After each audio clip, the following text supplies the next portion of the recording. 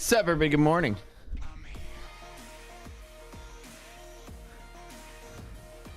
It's Thursday, I think. Killer week. Market's pulling back a little bit.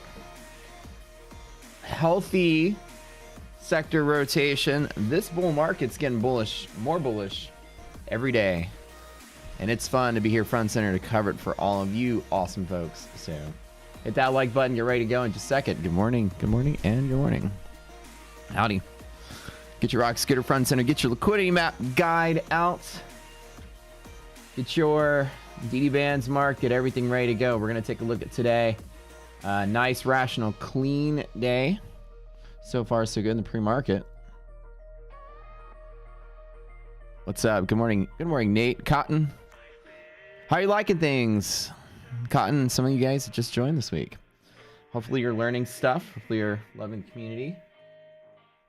Take a different approach here. We don't like to listen to the news. We like to predict the news. We don't like to follow social media. We like to lead social media. We like to try to figure out the puzzle for other people too. So I'm glad y'all are tuning in for that. What's up, Vernale? Jay Hicks, Itai. Good morning. Barb. Love y'all. Good morning. Especially you, Barb. You're my favorite. Sorry, everyone else. She has cats. Cat people are the best. I'm also a dog person, though, too. I'm an all-animal person, I guess. Is there a YouTube video on how to read the monthly map? Yeah, I'll actually walk you through it in just a little bit. It's going to be a very important feature. Or a very important discussion this morning. It's the first thing we're going to start talking about when we get it. Discount is insane. You upgraded this morning. Looking forward to the future level. Oh, thanks. We're trying to reward those of you who join early, so that really means a lot. So that you can, support the development team, etc., etc. So we're trying to cut everybody in. So let all your friends know. At some point, right? No more deals or extended trial or anything. We're going pretty quick. So this is good. We love having y'all here. Thank you. Hit that like button. It's great to go. Can I link that new liquidity map to the dashboard? Oh, thank you. Actually, it's a great idea. I just started talking to the development team about contracting out to our design team. They work for us part-time and need to design something. They built the website, and I told them I told them yesterday, actually, we need to open the project to build out the educational system on the site, which will include all these links and stuff there. Now we've anchored it down. So let's get ready to move to this. Boom, boom, boom. Let's go.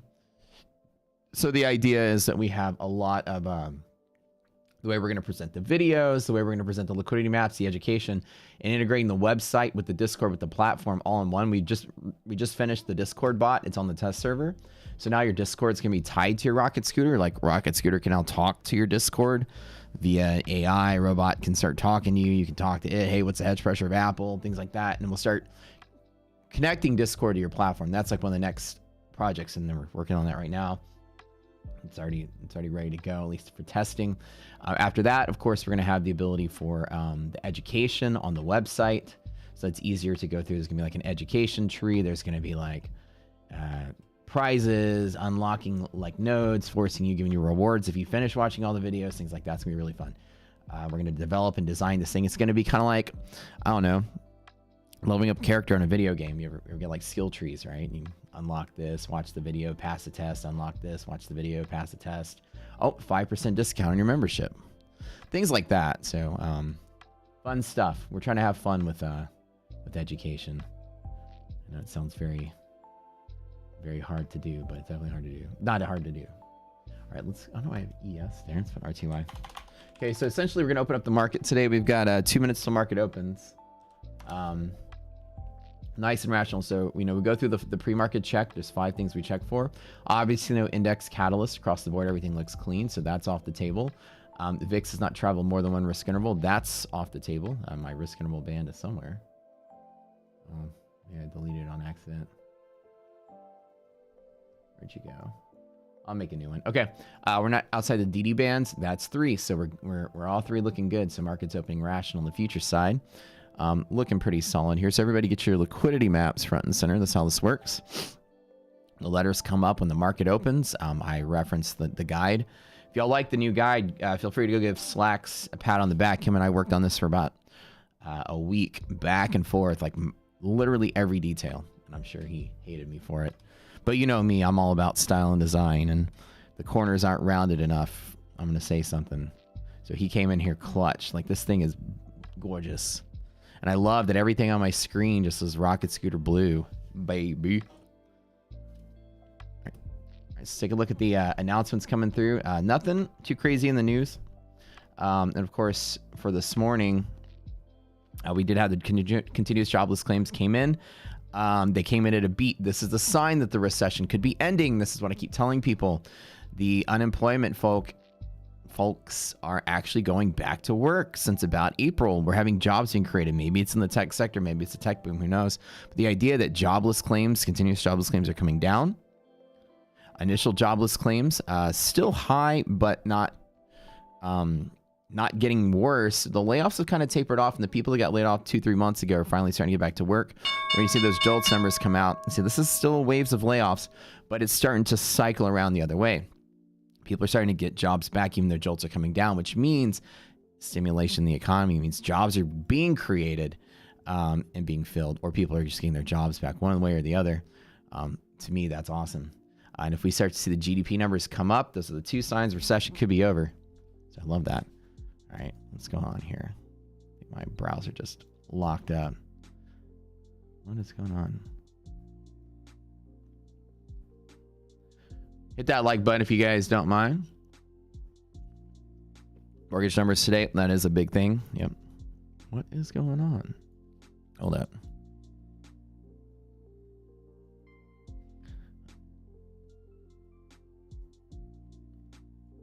Okay, let's try this again.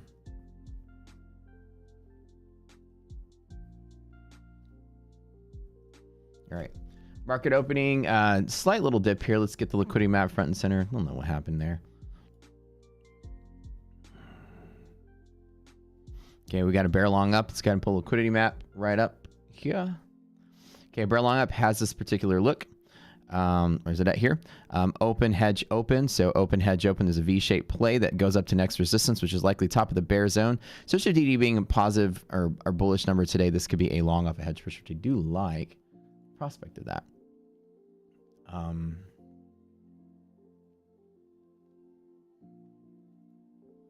be a nice little update today.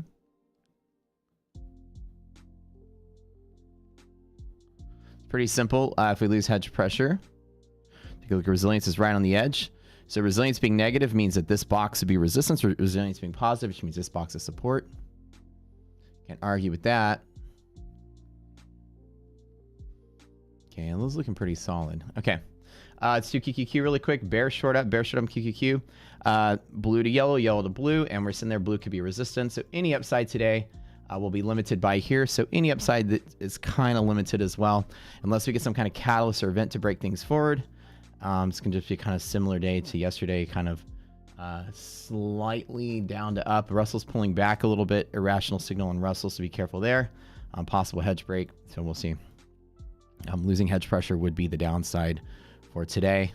Economic calendar, back to that. Existing home sales coming out in 27 minutes, so keep an eye there. Oh yeah, it was a holiday week, so the oil stuff got pushed to Thursday. So if the EIA report comes out, could jolt things. Energy and utilities have been some of the better performing sectors as of lately. So we'll see if that actually gives a little stimulation. This is healthy sector rotating. So obviously there's a bunch of people online. I know some people were saying yesterday, I don't know. I love reading this. I love following people that are like perma bears, right? You know how you know somebody's like a perma bear or perma bull, right? They start their trading journey, or they come in like in the middle of the frenzy. They maybe make a couple dollars shorting the market, like at the end of the bear market, but then their brain is stuck on it, and then they start losing, and then they're like confirmation bias. They look for everything, and they look for to match their bias, and then they're still bearish despite the bullish nature of the market. Why are people like that? Well, it's your first big loss, your first big win typically set the stage for your future as a trader. Okay, so with res being negative, upside's limited, so you can be very careful here. And I get that sign, resiliency is a commodity positive. This white number is pivoting through the box. Negative is this way, positive is that way.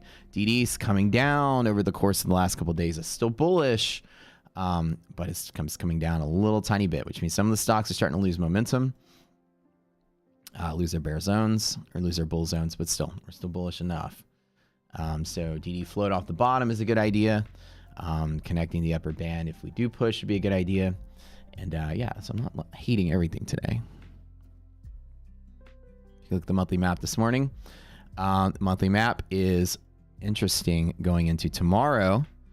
We are in illiquidity pocket and then two different mediums. It looks like they're starting to build a new positional spread. This is the start of it. And this is interesting to see because actually, this is rare to see this. It might be hard if you've never seen a monthly map before, but let me forget about what you see up here for a minute. Forget about this. Monthly map, normally you look at the bottom of the bull zone and what it's doing. And then you look at the top of the bear zone, which will draw in a different color.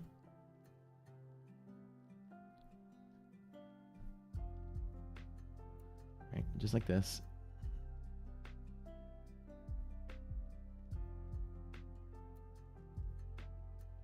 Bear side is certainly weakening. Shorts are going to get squeezed. Bull side is stronger, weaker, stronger, weaker, stronger. It's moving in cycles. But the idea that the lows are getting lower, it means the bull side over time is getting stronger. So lower bull side is stronger bulls, mean more people are being long at these prices. Weaker bear side means more people are being short, or less people are being short these prices. So it's two different ways of it going up. Markets are getting more longs. Shorts are getting out of the way. So shorts are covering and longs are buying. There's two different sets of buyers pushing this market up. That's where I get that parabolic idea. FINRA Trader shows the same thing. This is futures. Futures are finding the longs, which are the green. The asset managers are becoming more long. Longs are becoming more long and more long and more long as the weeks go by. Shorts are becoming more short as the weeks go by. Rocket Scooter is correcting this because right now, as shorts are becoming more short, over the last month, or sorry, the last year, you can see that we're showing that the shorts are about to get squeezed. So this massive wound up short is going to be squeezed so hard that the move can be parabolic and it can be really big. So keep an eye out today. Resilience is negative on S&P, so today might be like trickle down day instead of a rally day, but Nasdaq's starting to push a little higher.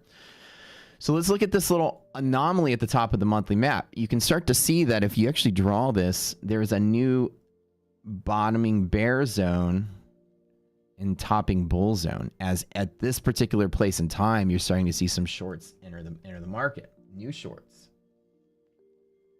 Okay.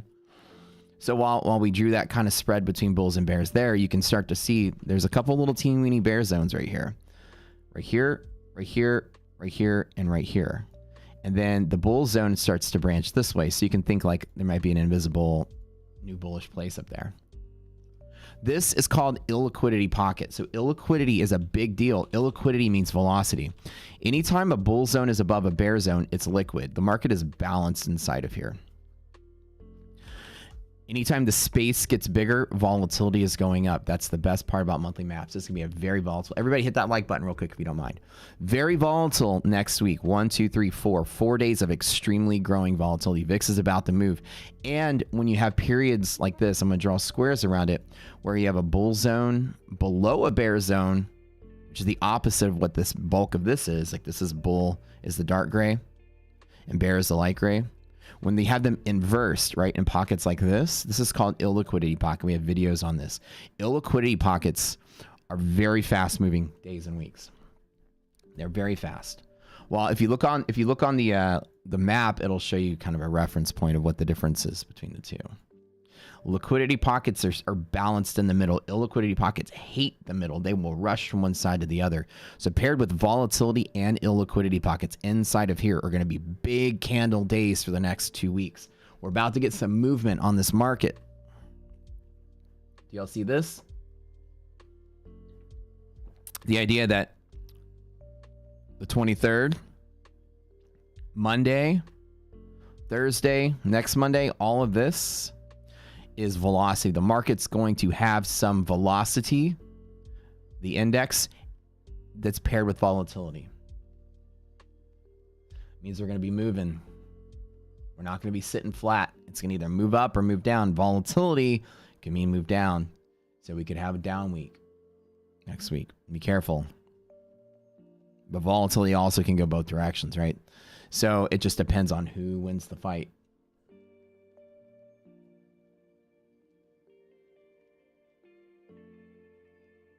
All right. Pal speaks again. Monthly maps looking to get a quick spike up. Have you seen the latest COT report? Dealers are now net short. Yeah, so the dealers being net short just gets rid of one of the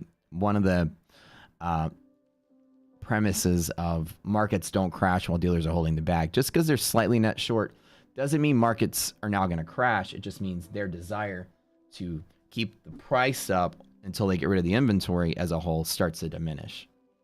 So dealers are typically short during a bull market. That's typically what you see. So in the case that now this red line is below zero, what you look for is the following.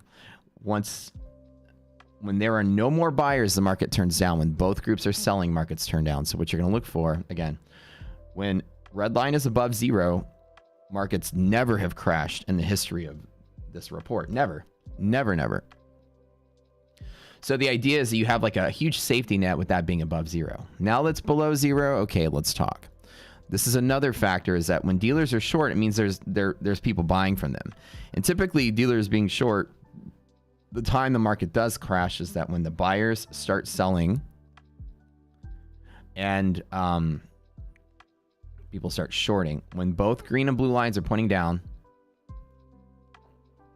while dealers are short, that's when the market starts to turn and come down. Markets typically don't. Dealers just now as a net are negative, but that doesn't mean that everyone is. Some people are probably still positive, while the majority of them, if you add them up, are now negative as a whole. That pressure's starting to turn, right? So as long as they're buyers, doesn't mean whichever side, if shorts are covering or longs are buying, as long as both of these lines are not pointing down, the market's still going to rally. And that's typical and customary inside of a bull market. So this is the S&P futures. See, when the red line is below zero like that, as long as there's waves of buyers, which you can see clearly right here, they started coming down. And as dealers are negative and longs are starting to sell their long, this is when QT was announced. As you see, at the same time, the shorts started covering, so they're actually buying. So you didn't have a place where they're both pointing down. Buyers started selling and the dealers were negative. Okay. Well, shorts were covering. That's that short squeeze at the end of COVID. And right here is when they both started sloping down. Does everyone see that? Right here and right here. Everyone's selling while the dealers are short and they have to hold the bag. They accumulate. This is what turned the market. And if you look right here, just draw a straight line to that. I'm about to blow your minds here. Look right there. That's exactly when the market started coming down. This is why we teach this. You can like literally stare. If your mind just got blown, thank you. Thank you. Now go ahead and hit that like button on the stream. You see this box? I've been training people on this Commitment Traders report for months and months and months as everyone's seeing the videos. I'm like, how do you do that?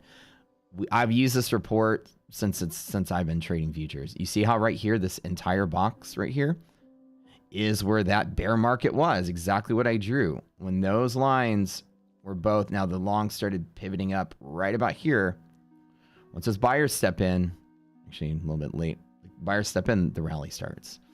As long as there are people willing to buy the market goes up. Isn't that crazy? That sounds pretty obvious.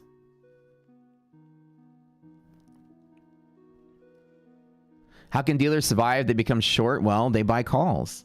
And the people that sell the calls to them have to buy the shares because the calls go in the money as the market goes up. So the dealers shorting futures is part of a more complex trade. Imagine, put this together, right?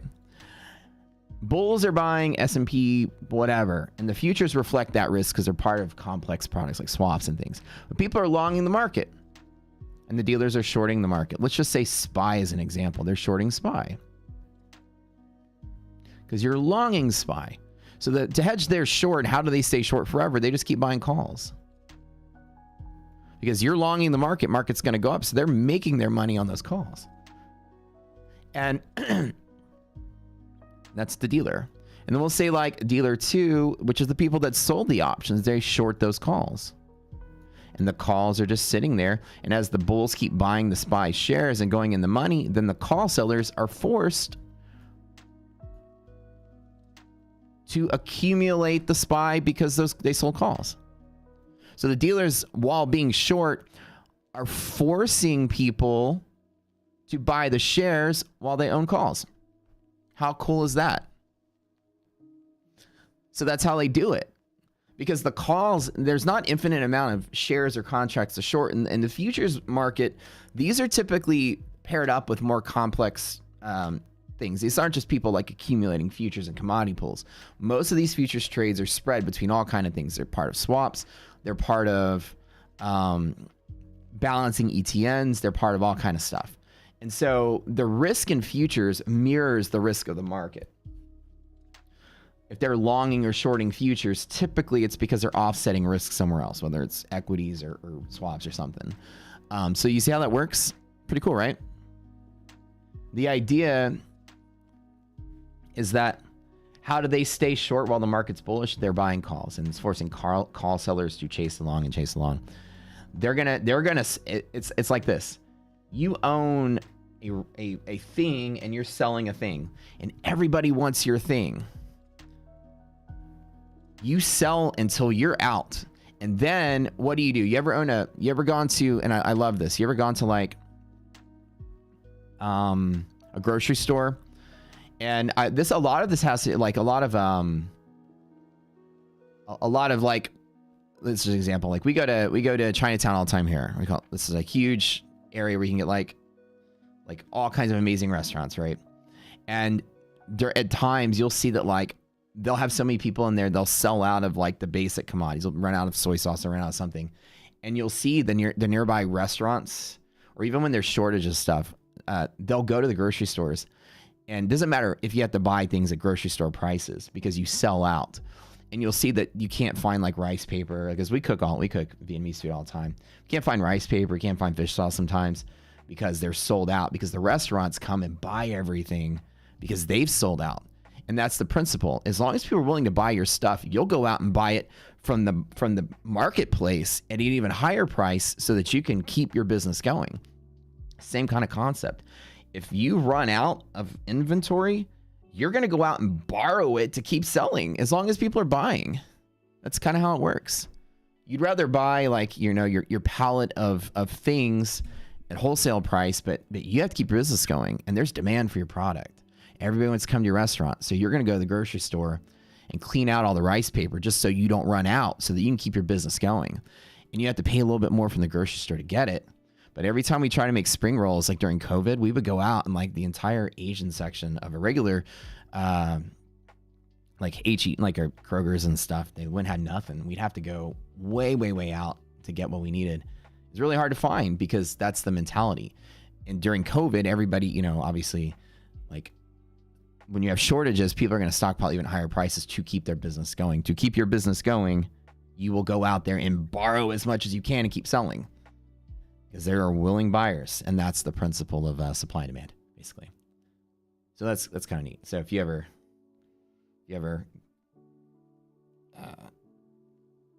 it's smart, right? If you have that ability to, I'm cleaning my glasses here. We have spring roll night like every couple of weeks. One of my favorite nights of the week. Nicole makes some killer spring rolls.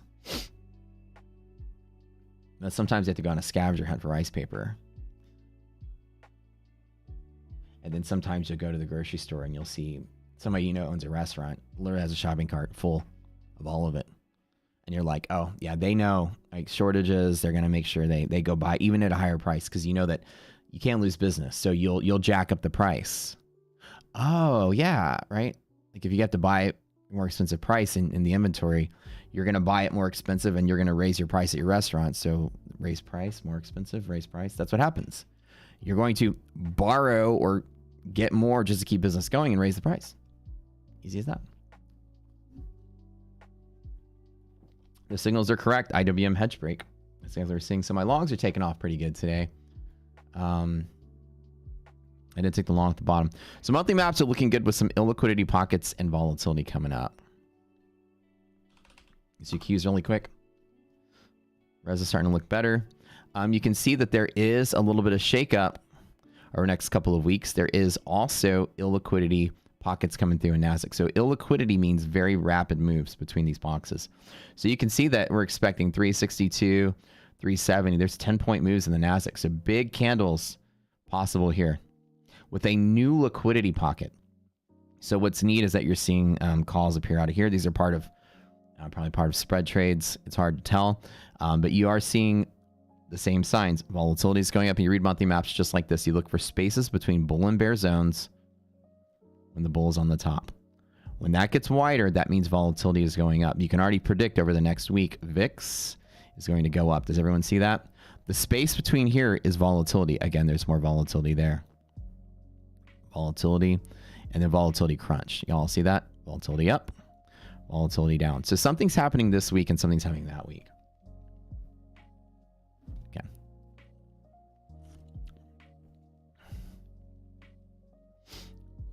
Number 2 is this is liquidity pocket where markets are balanced between bulls and bears.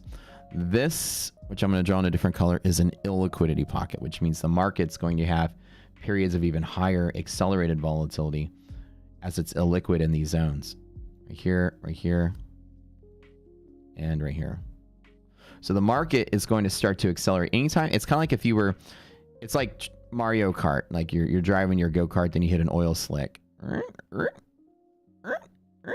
And you're just kind of spinning on the road. You hit the banana peel. So just imagine like a gentle, like that. Okay, it's gonna get crazy. So you can see there's some positioning here where puts are in the money and calls are both in the money inside of here. That creates turbulence. Just keep that in mind, turbulence. So Nasdaq's starting to pick up a turbulent week as well. Volatility mixed with turbulence, not necessarily the best sign. We can very well get that in the middle of this bull market, which is great. So I read the monthly maps, and those of you that are first timers to Rocket Scooter, you all see how this works. I see this as aha, and the next week I'm gonna get some, maybe get some really good dips to buy. With volatility going up, those are trending days, Jamie. That means those are moving days. Like when the volatility is crunching like it is now, these are scalp days. The distance between these boxes is actually the expected, if you just do Fridays only, right? The distance between this box is the expected range of the week. This is the trick with monthly maps. 1, 2, 3, 4, 5. If you look at the space on every Friday, that's the expected range for the week. And look at this. You see this little distance right here? Look at the last week of trading. It's relatively the same size. It's mild. It becomes more volatile. So monthly maps will give you that expected. Pick any stock. Like, throw me a stock real quick. I'll put some in here. Tesla. Ooh, there go my longs, baby. Let's go. Here's Fridays on Tesla, right? You can see that Tesla is expected to have no volatility, right? So the expected the expected range of the week or the maximum daily move is going to be really tiny. And look at Tesla, tiny little days because tiny volatility. So while it goes up and comes down, the expected range of the week is small. And look, it's pretty much gone, like, it's very short, tiny little days. All right, let's take a look at hold on, my trade really quick. Let me see if I'm hitting my target to close out. Take a look at this. Let's go into daily mode. Nice, straight up first day here. Hedge pressure long, can't beat that. Resilience is positive, things looking good. Trade to the top of the box. We hit it in key break here. Let's take a look at IWM. Somebody said something with IWM. Let me go ahead and look at this. Somebody said IWM hedge break. Yeah, that. Let me look.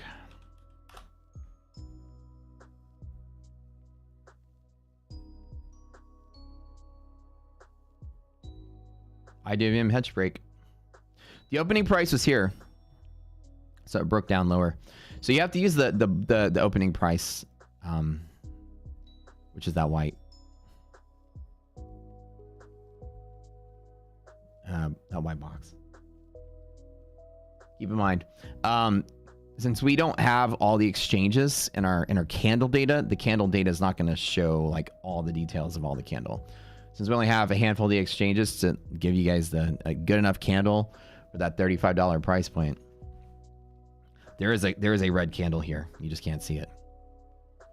because this data feed. So as the years go by, we'll probably buy more expensive data feeds, but for your extended trial price, you get the like 95% of the candle. So so this is like a cost saving measure, right? So for you guys to get $35 data, this is how we did it. Sometimes your candles will look wiry, but we don't use candles. It doesn't even matter. Candles are just like a vanity point for you to see what the price is at. We don't use candles or candlesticks or change the duration. No, we don't do any of that, right?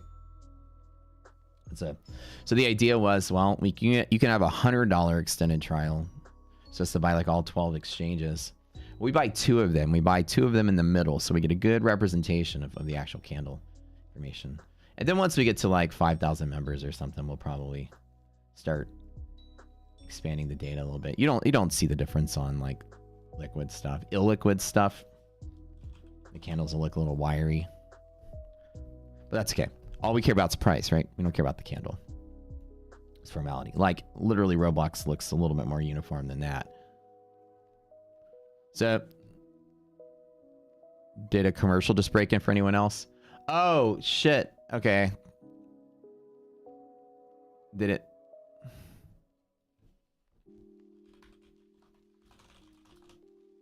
Can y'all hear me?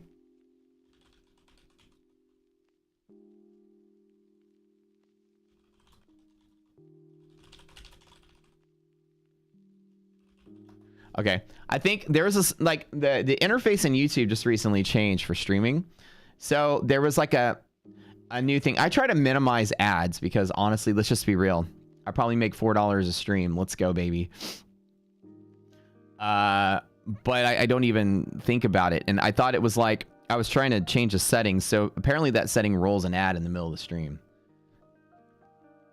So let's go ahead and I'll turn that off tomorrow. It rolls an ad probably. I was just curious. I was looking at the settings and testing things out, but I didn't think I had turned it on, left it on. How annoying. I'll fix it tomorrow. There's different options when rolling your stream now. The ad options change, or at least they changed for me.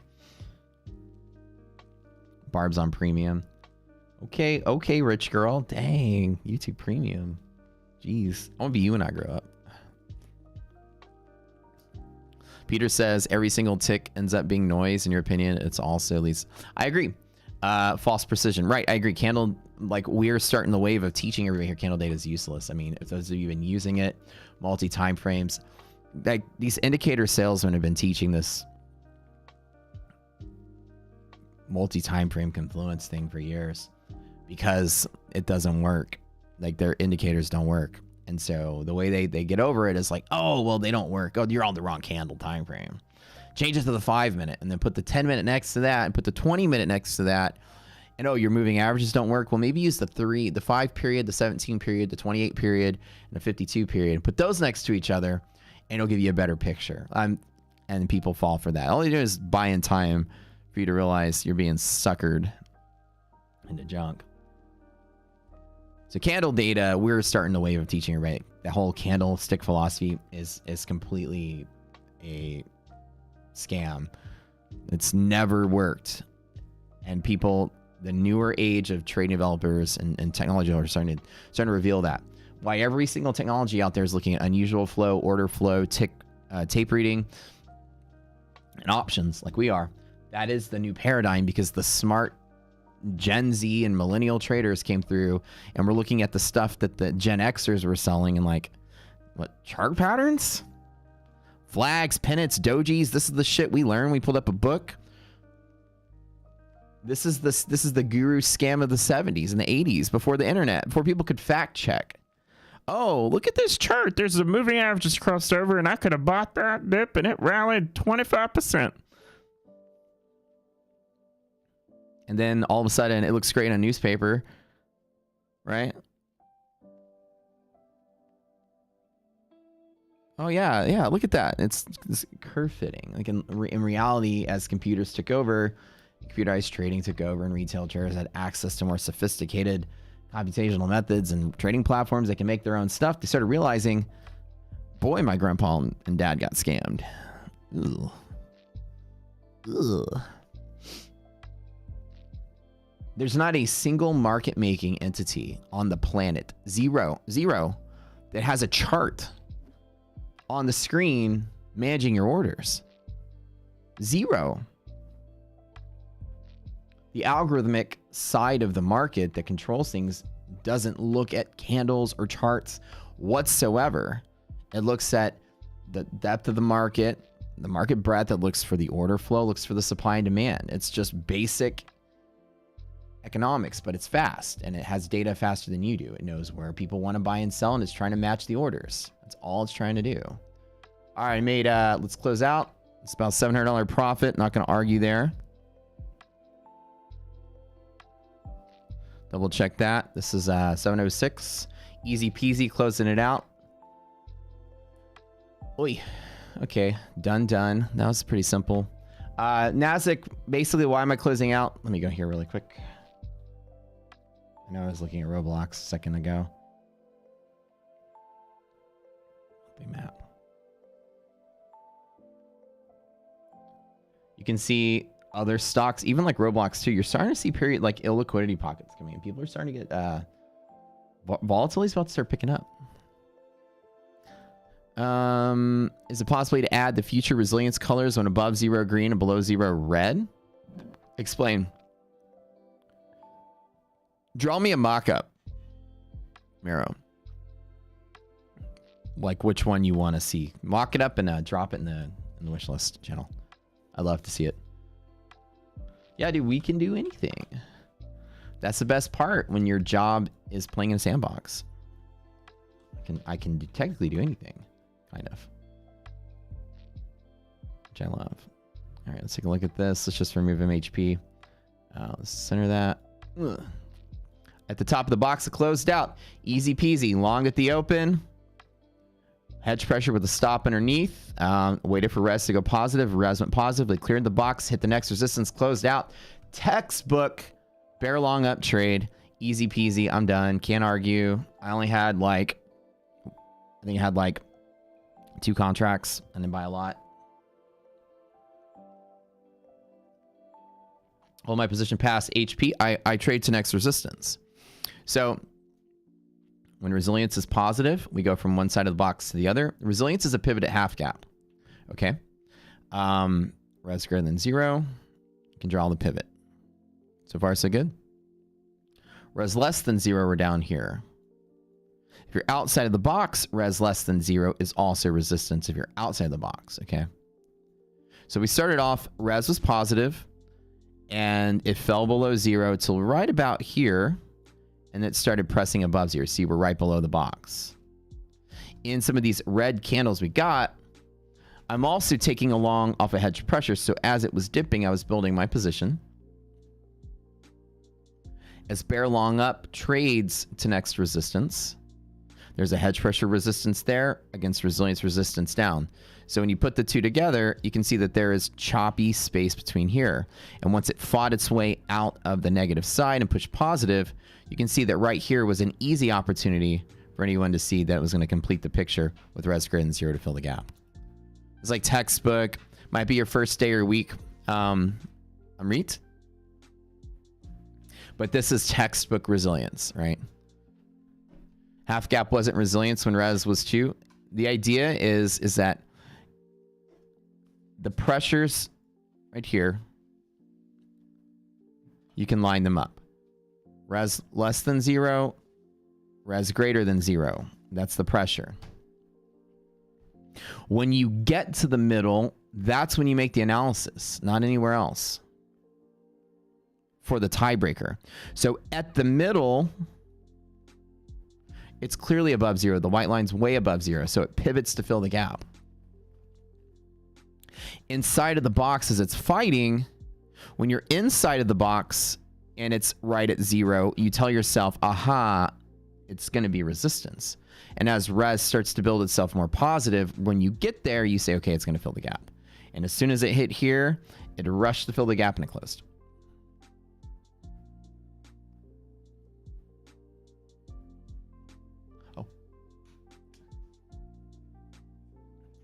So let me cover that again really quick. So type 1 res means when you're inside of the box.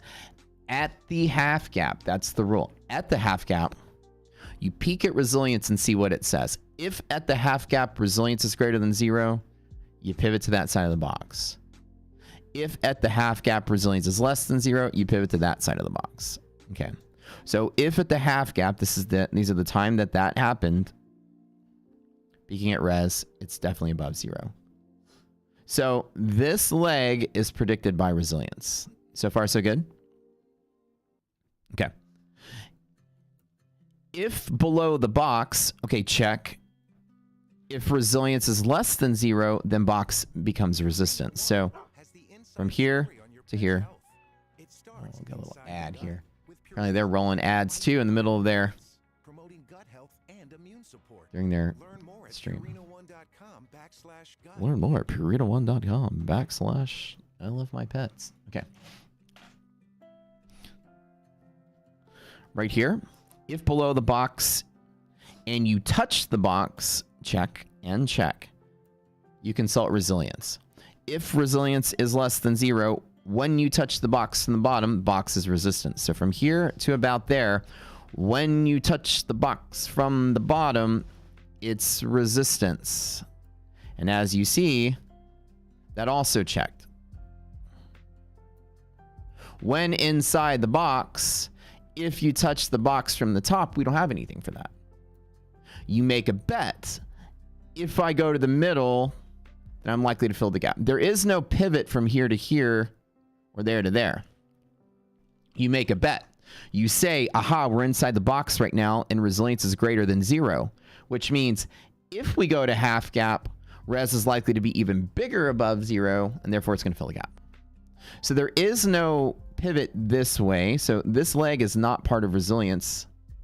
But one could argue that because this leg is, it's going to want to get to that leg and go. So we don't have an official rule that says, well, you just pivot to half gap and trade. The technical rule for resilience pivots from half gap to the edge. So inside of here, my actual support and resistance, like I want to be buying off of here to trade to the top. Unless resilience was very strong, like 50, 60, 70, then I can assume that it's probabilistic we would go all the way through. But my brain is only looking at that pivot here. So I have to make an assumption. What's actually lifting it through here is probably likely the normal pressure from bear long up. Now, box is resistance when you're outside of the box. If you're inside of the box, then this is kind of just like freely following liquidity map and DD, which are both bullish. So the idea is my thought process goes just like this. Okay. Aha, bear long up. We have support to next resistance. Oh, there it is. Okay. Pull up the liquidity map. It shows it just like this.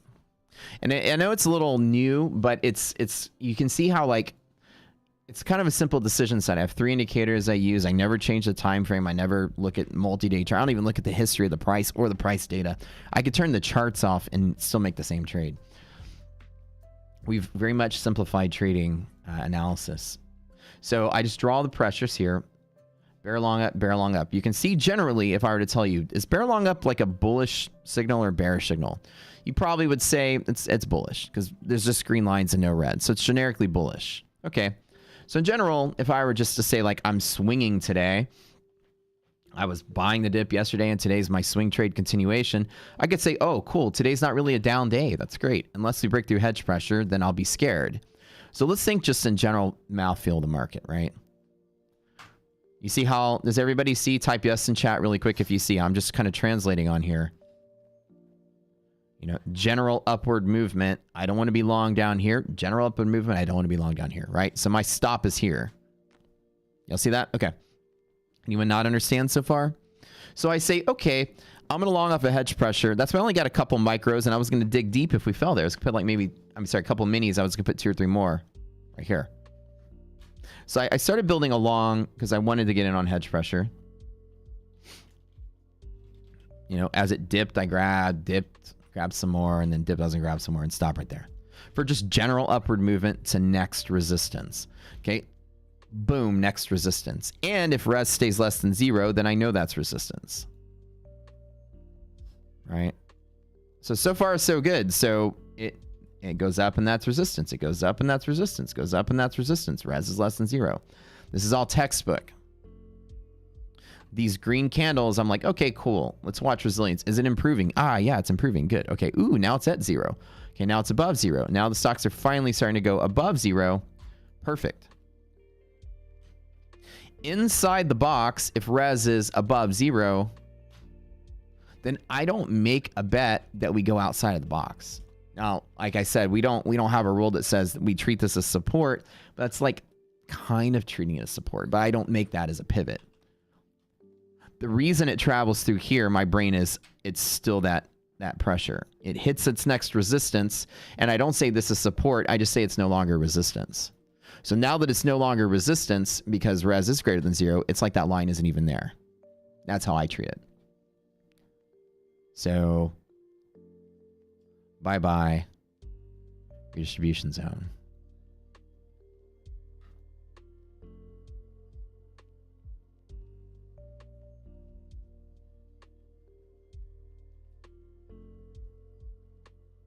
So once res is above 0 right here, I tell myself, okay,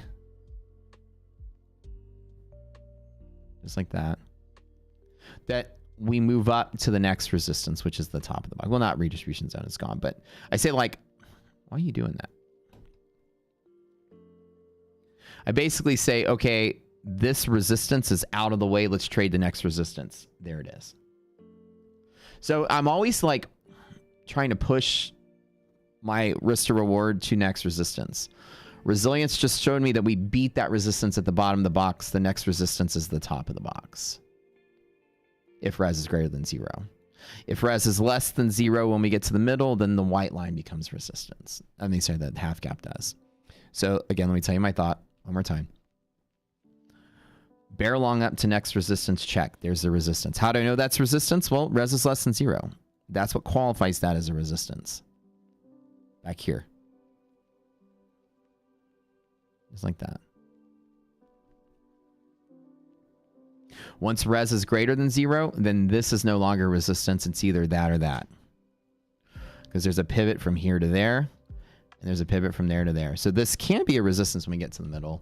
And this is clearly the exit of my trade. So good? Oh yeah, SPY's still moving, huh?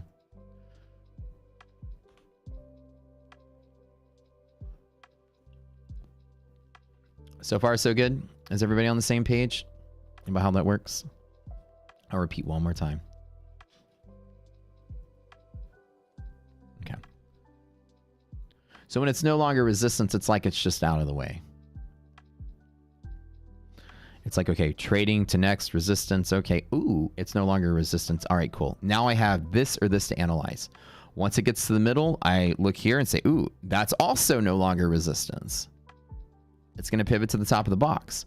So as we started pushing and res got greater than 0, my brain goes, great, we're going straight to the top of the box. And then I just close out my scalp. And look, it's continuing to rally. I don't really have a trade plan from here. I should have held a runner, but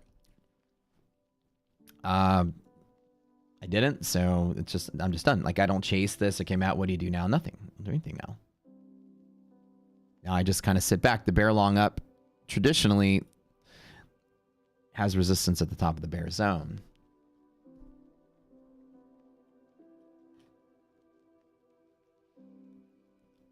If you break into this liquidity pocket, the next rule is from the middle, DD pivots to here. So again, it's not trade through the box. It's from the middle, DD pivots to there. DD greater. It says upside breaks, DD greater than 0.5 is good.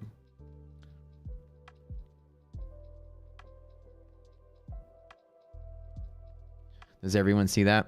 So if I were long and holding a runner, I would always trade 2 resistances. I don't try to trade 3 or 4. If I get my first resistance move, okay, check. Close out most, hold a runner. If I were to hold my runner, I'm trading it to next resistance, and I'd probably close out.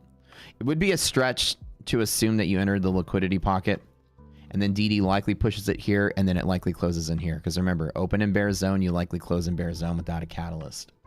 Open above hedge pressure, you likely close above hedge pressure without a catalyst. So the end of the day is likely to close inside of here. So it's a stretch to bet from here to here. Plus when other things are in the way, like Russell is going to hit a bunch of resistances. Nasdaq's about to hit a DD band, which is up at the top here. Nasdaq in that same boat, right? Nasdaq close here.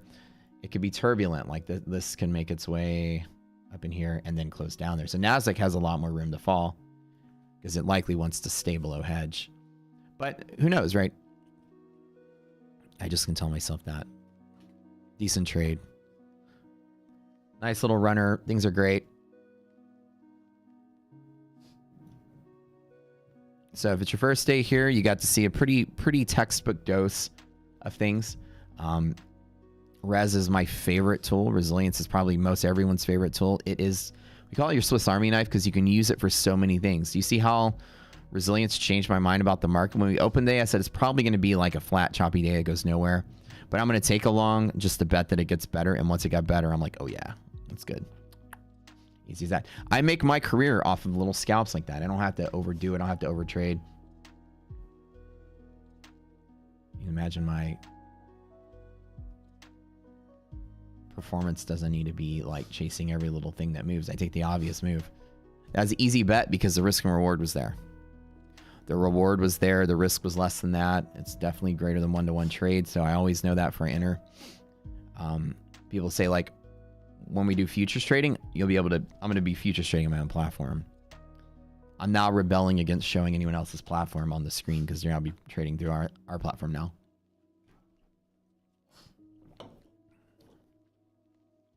It's funny how I spend no time charting higher time frames, so other people spend hours a night scanning charts. Can I tell you how much time I commit to scanning charts every night? Take a guess.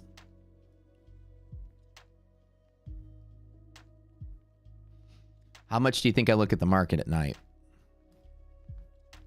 Wait, say that again, Nicole. Nicole says never. That's absolutely right. Zero. Zero. Absolutely none. I typically get high and watch TV and talk to you guys and do coding. I'll snack on a gummy and just lay back and relax so I can lower my blood pressure and chill. And this just be nice. Just have a normal, nice evening. I don't stare at charts. I don't do any charting. I do all my work in the market, pre-market, 30 minutes for market opens. I come here, I do all of my understanding. I read all the news.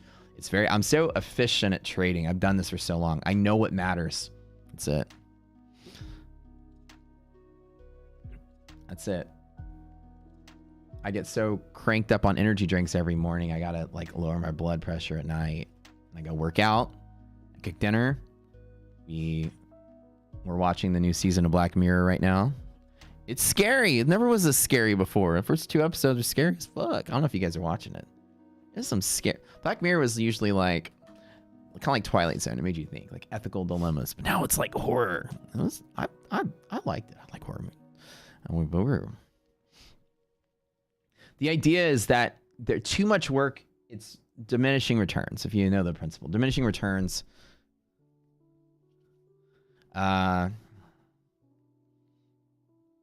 Diminishing returns of it's not only is it diminishing returns, it's actually increasing your problems, because the more you do, the more you stress out, the more you overwhelm yourself. Information overload can be a bad thing. You can start to sway your bias by staring at things that don't matter and start changing what your gut instinct or what you firmly believe, because you're spending too much time looking at things that don't matter. You're going to exhaust yourself. You're going to come tomorrow and you're going to be not full to your game. And my goal every night is not to study the market.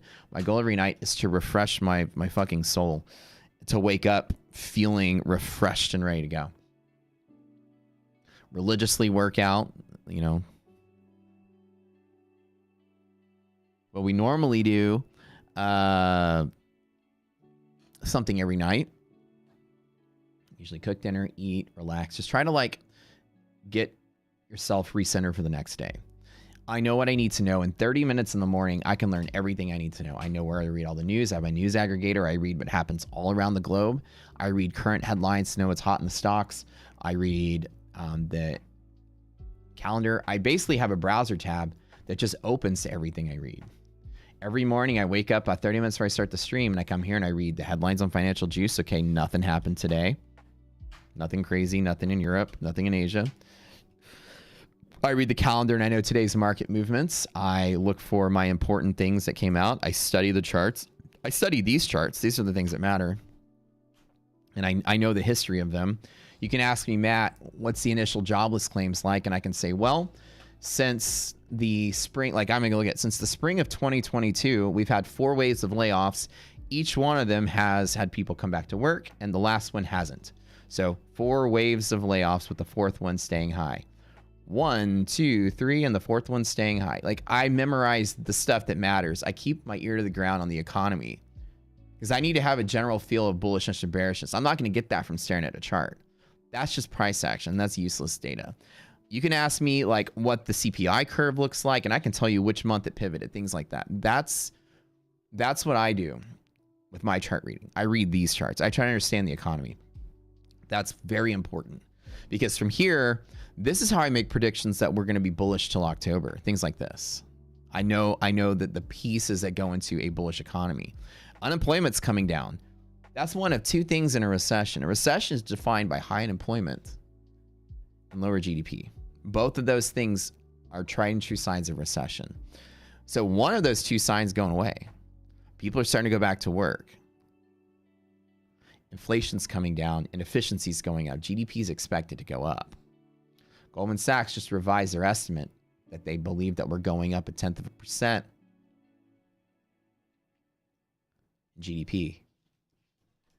People going back to work and GDP going up. That's a sign that we just pulled out of the recession, maybe. That's why I made that video. We likely just barely squeaked out of the recession, or that fucking rocket of a tech bubble pulled us out of it. At least pulled the stock market out of it. We are escaping the gravitational pull of recession. Isn't that crazy, right? So those are the charts I stare at. Economic data. I don't read fundamental reports of company. I don't read micro. I don't do any of that stuff. I trade where people's positions are. Rocket scooter. So 15 minutes before market opens, I'm here getting an eyeball of, okay, what's futures doing? There's a DD band tap. Day is over for the most part. I go, okay, let's see what the pre-market's doing. No catalyst, check. All right. Come here. I get 2 more irrational rules. I check in the equities market. There are the rules there. Check and check. Let's see what we got here. What's the economic calendar today? Okay. Nothing today. Easy way to do it. I love investing. If you're a newbie, investing.com puts the number of stars next to the report if it's important. 3-star, big deal. Just, it's pretty right. High volatility expected. They get this medium volatility, low volatility thing. Yeah, jobless claims, big deal. Now, I think that this is I think they're not that good at identifying what's important. I believe that they are of equal importance. I believe this is just as important as this. This is layoffs. So if this number goes up, there's more people laid off than expected. Okay, there's more people laid off than expected this week. But this is important. This is people lay off. It's people going back to work.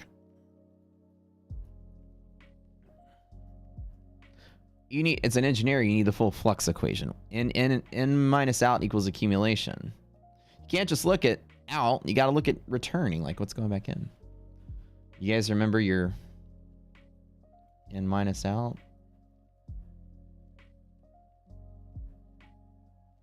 Accumulation.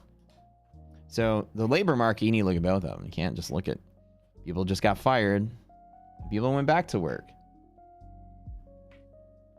There's an expectation of more people went back to work than got fired. So this needs to be 3 stars. They probably should be 4 stars. This is the most important thing right now is the health of the labor market and the cost of wages. Is bringing inflation down. The idea that you're fluxing more people back to work at lower wages than people getting laid off is what's bringing the CPI down. The Fed doesn't need to raise rates.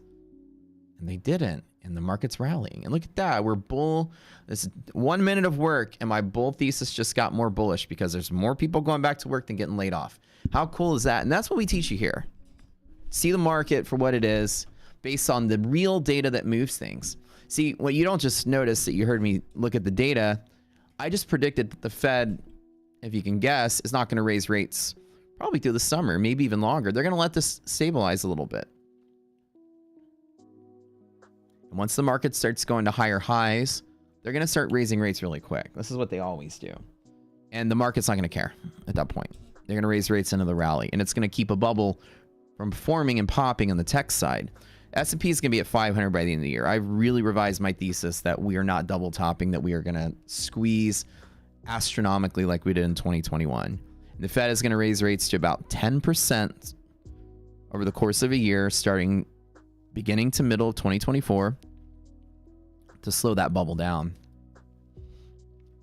And then we'll top out 5,000 plus in the S&P. This is revised as of last week. I think so last October I said we were going to rally and double top, and we're on our way there. This year we're going to fight to double top. By the end of October, the market will have double topped.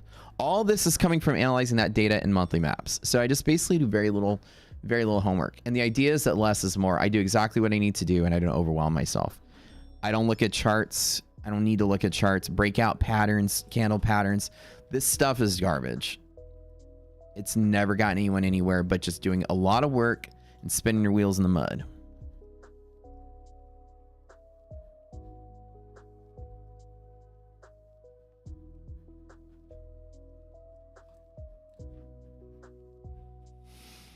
What's the implications for the XLF and the bank sector in your scenario? Well, let's take a look. So this is how I would approach things, right? Let's go ahead and pull up a monthly map. The first thing I do when anyone asks about anything is I approach the market purely from positional data before I look at anything. So the first thing I did when I opened this, I looked and I started scrolling back. The first look I had is that the XLF is definitely bullish from here. You've got bull side strengthening, bear side weakening, and the XLF is actually at a low. So if you don't know that people risk onto the market, risky to less risky. So let's an example. If you were to, or less risky to riskier, if the market hit zero and you're going to go in and buy stock, the first thing you're going to do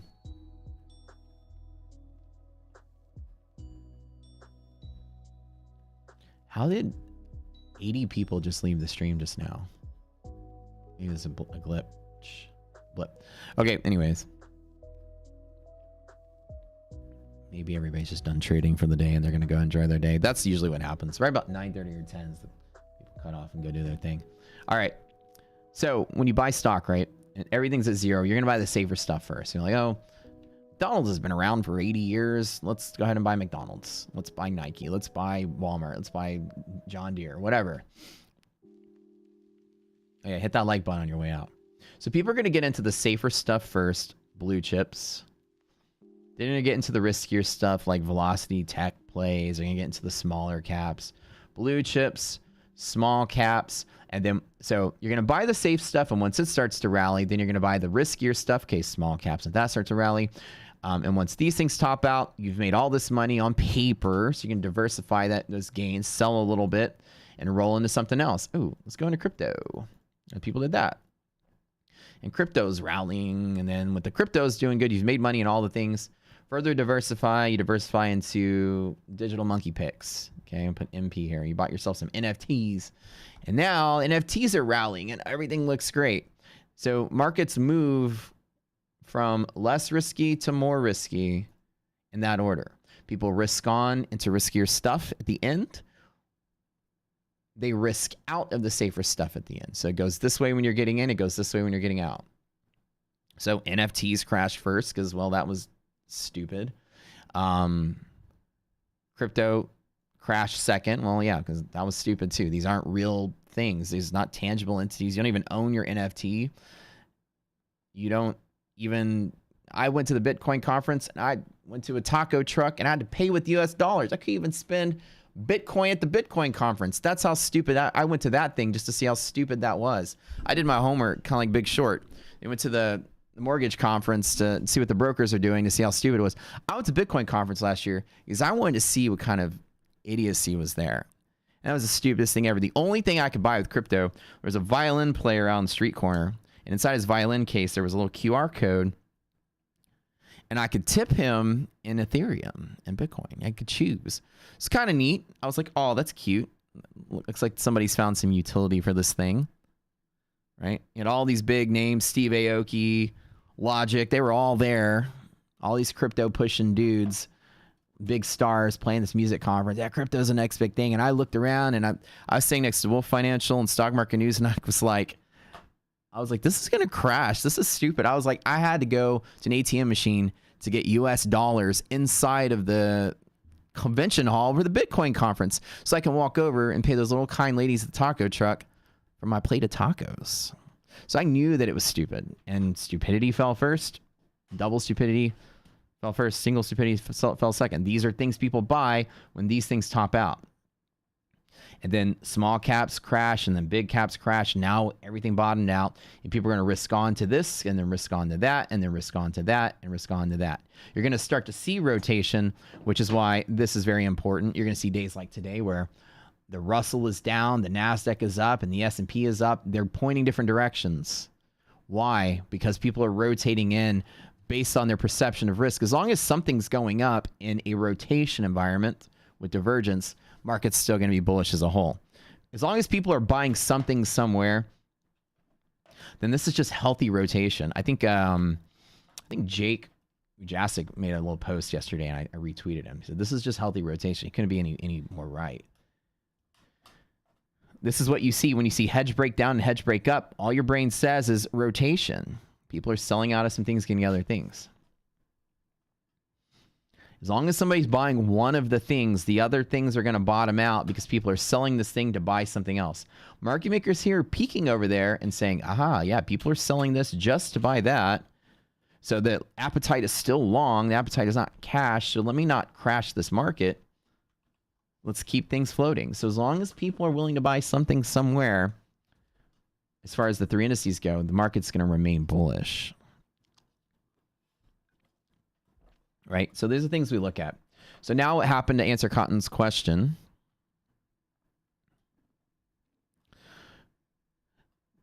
The riskier of the bigger cap stuff is banking right now. In a recession, people understand that banks are what crashed because they were exposed to crypto. Well, how about all the banks that crashed were crypto exposed, and guess who came and bought them up? Everybody else. All the bigger banks came and gobbled up the smaller ones that fell. And now bigger institutions are starting to become very invested in crypto again, because when people start investing, if Bitcoin is rallying, you know that the stock market's safe. This is a toxic asset right now. It has no utility. It has a very limited window of its use, and its future that's promised soon is actually not going to be realized for like 2 or 3 more decades. I don't think I'm going to be buying my grocery Bitcoin anytime soon, but it's rallying. So when something stupid is rallying, then things that are not stupid are going to be safe. People aren't making bank runs. Banks aren't collapsing. Banks are very low, and the monthly map shows the banks are bullish. So the banks have room to move. If the S&P has done this over the last 2 years and is pushing here, because tech and other things, just imagine if the lagging things that are also showing bullishness start to rally. That's the mechanism to push the entire S&P up. So right now I look at XLF and I go, people go, what about the tech bubble? Like, it's going to pop and the S&P is going to come down. I go, no. The tech is going to rally and stay high. And people are going to, start selling some tech. And what are they going to do, Cotton, when they start selling tech? They're going to come in here and buy some banks. And when they're rotating out of one to the other, the S&P is just going to keep going, right? That's how I see it. I see there is room for this to move. If the S&P is moving up to double top, when sectors like banking haven't even moved yet, and now they're starting to show stability, your mechanism for breaking all-time highs and the exhaustion of the rally is when banks finally catch up, and maybe banks will double top. And if the banks are the double top, there's your SPY 500. Tech will have like topped out and maybe sold a little bit. At the time they're selling, that's when banks are going to accelerate, right? You see how that works?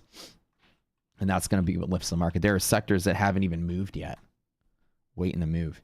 And that's how I see it. And I just look at the monthly map to say, how are people positioned? And in banking in general, it's now starting to grow bullishness.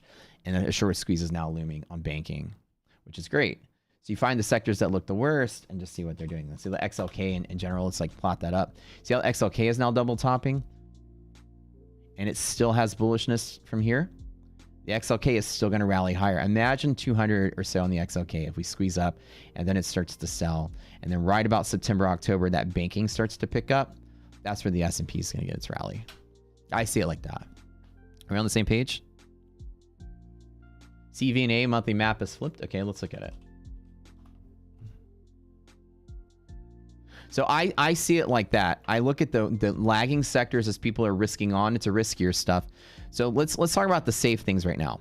Blue chips are safe. And inside of the S&P spectrum, right, blue chips, you can see that there's a scale of like what's the hottest and what's not. We obviously know tech is leading the way. We also know like banking is kind of near the bottom, right? Overall, this is a sign of healthy market. And if people are starting to like push, you know, crypto and other things are rallying, like the riskier stuff, and IWM is starting to move a little bit. The safer things clearly have lagging, where banks are like this and tech is like that, right? There's a very clear discrepancy of one or the other. Now, it doesn't mean this is going to rally, but if banks just start to slowly grow, because obviously if people are willing to take appetite on crypto, why are they not taking an appetite on investment in financial institutions? Doesn't make any sense. Why would crypto rally? Banks sit there flat. When you think it'd be the opposite way around, then I see there's arbitrage available. S&P is moving, Nasdaq's moving, crypto's even moved. It's like 30K now again, right? Bitcoin. And banks are just sitting flat with a bullish monthly map. Aha. So there are more safe things to rally that haven't rallied yet. Safer things. I would argue that crypto is a bigger toxic thing than toxic banks, because crypto is now going through a lawsuit where there's a bunch of things about to change. SEC is trying to regulate and shut down Binance and all these other places, you know, like regulate or shut down. Like there's a lot of problems there. Why would Wells Fargo be a risk if crypto's screaming bullish? I don't think of that like that. So I tell myself the market has a lot of room to move. And people are like trying to short this the whole way up. I see that you have so much room left in other places, that there's plenty of room for this market. People are like, what's the mechanism? Tech's going to top out and the rally's going to stop. And I go, yeah, but what about the things that are still sitting low and people made all this money on tech this year, start to take some profit? What do you think they're going to do? Sit on cash at 4.5% inflation? I'd rather buy flat to no banking market that's slightly going to trickle up than have my cash lose 5% a year in cash. As long as inflation is high, people are going to be drawing the stock market like moths to a flame, because cash burns value every year. In a flat market, any money managers say, how much has banking lost this year? Oh, 0. Okay, we haven't lost anything. It's flat. How much is your cash losing this year? Oh, 5%. Ugh. Well, let me just put my money in here to maintain its value. Does everyone see that? That's how money managers think. You're competing between the value of cash, the value of an asset. That's it. Whatever you put your money somewhere where it's going to beat inflation. That's why everyone invests their 401k in the stock market. You get more than 2% a year in your 401k, then you beat inflation. Then that's what drives that mechanism. Okay. When they're inverse like this, it means illiquid market. Okay. So it's a balanced market. It is a volatile market. Bulls and bears are both in the money. Imagine like, imagine two repulsive magnets being pushed towards each other. It's building up magnetic pressure. If you're going to take two magnets that like want to pull away from each other and you're starting to like compress them into each other, it's a spring that's ready to bust. When you have bulls and bears both in the money, which is called an illiquidity pocket when they're inversely like that, this typically is what happens when you create and I'm going to use a traditional chart pattern silliness to describe this. It's like that. You got bears in the money holding the fort, waiting for it to fall. You have bulls in the money holding the fort, waiting for it to break. Whichever side gets out of the trade first, it's a breakout one way or the other. This is the traditional way to explain a pennant. And when it breaks, it's going to break very rapidly because the spring is compressed. Illiquidity pockets hate the middle. It's going to bounce very wildly. This is probably going to have some volatility. So if you think about it, if you were to draw this, you can say, okay, it's nice and flat. And then volatility is picking up. It can bounce between here and here and here. Like it's going to like, okay. And then your brain zooms out and says, oh shit, that's what we're getting. And then whichever side it breaks out on, it's going to move quick. Does that make sense? Sunshine.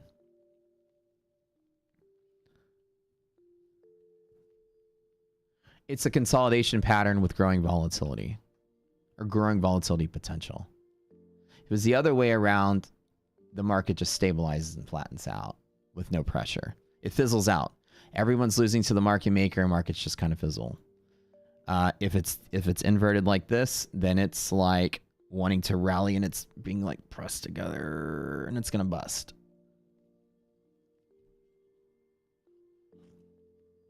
Love you, Shiv. Thanks for being here, man. So it tells me consolidation to break out. If they were flipped the liquidity pocket way, it tells me stabilization with no volatility. So let's try to find one that's like the other way around. Let's look at like a bank. Let's say Wells Fargo. Is that one kind of like chill? Flat stuff. Let's go.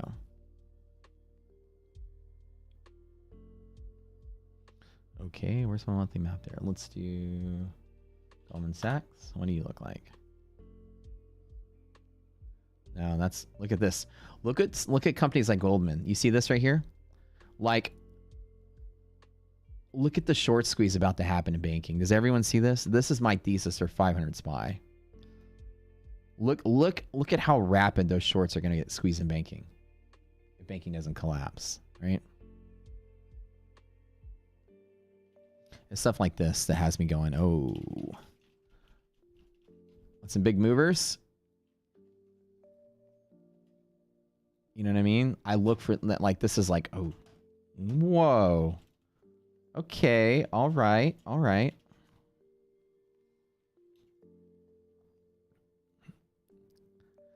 Imagine the tail half of this year once financials start kicking off. Bulls are stronger.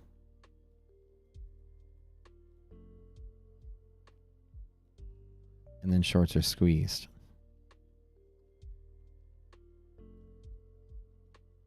Rapidly. Look how steep that is. Remember when we saw this pattern in Tesla like 4 months ago? We saw this pattern in Google 4 months ago. What did they do? Short squeeze imminent.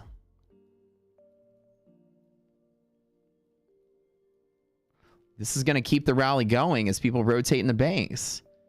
So you can actually make a call right here and say, oh, okay, maybe in the next month or two, banking is going to pick up steam. And that's how it works, right? The bull side is moving down is more bullish. Think about it. Let's just do some quickie math. That is more bullish. Think about it. If price were to hold flat right here, exactly here, it's not bullish because that's the bull side limit, right? It's actually bearish today. But in a week, it's no longer bearish at this price. If price were to stay flat for a month, all the way across here, do you see how I'm going to draw a line and watch? Pretend that there's a letter at the top represents what zone we're in. Ready? Bear, bear, bear, bear, MR, MR, MR, MR, bull. What's bearish now is balanced next week, is bullish the week after. Do you see that broke out? Does everybody see that? The regime is shifting in a month. At this current price, what is bearish today is bullish in a month. That's how that works.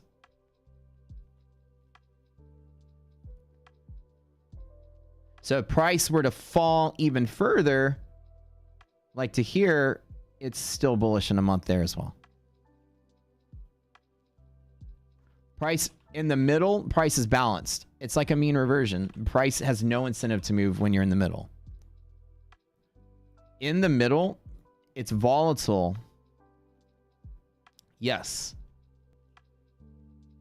But price is random when it's balanced. It's completely random. That's the whole point of a mean reversion. It's random. If bulls are losing, like right now, if bulls are losing and bears are both losing, then the house is winning anywhere inside of here. The market's going to move randomly based on bulls getting squeezed and bears getting squeezed. That's why we don't really trade mean reversions. In the middle, you kind of sit out and wait. Right? So in the liquidity pocket, you'll see here, in the middle, it's just this like balance in the middle. It's just random pressures that go one way or the other. Who squeezes first, you won't be able to know because both sides are upside down. It's based on the tolerance of being upside down of each position. So in here, clearly bulls are losing, but as long as the map doesn't change a week from now, it's going to be volatile with everybody losing. And if that volatility has the market end up somewhere in here over the next couple of days after that, then ultimately bulls take over and win. So far, I look at this and go, okay, right now it is clearly bearish. And even if it falls to here, it's still not bearish. It's still balancing. And it becomes more volatile as the weeks go by. And volatility can still be there. But in a general sense, I tell myself this exact thing. I say, as long as I don't fall below here over the next month, it's bullish. You're ultimately going to turn around and become support. And how do I know it's likely to be bullish? Well, check this out. There's volatility here. And bears are just, you're so far away from bear territory. There's no place where puts are in the money that are going to force people to short this. Puts are so far out of the money, there is no shorting pressure to hedge those sold puts. Pretty damn cool. Do you like that? Yeah, thank you.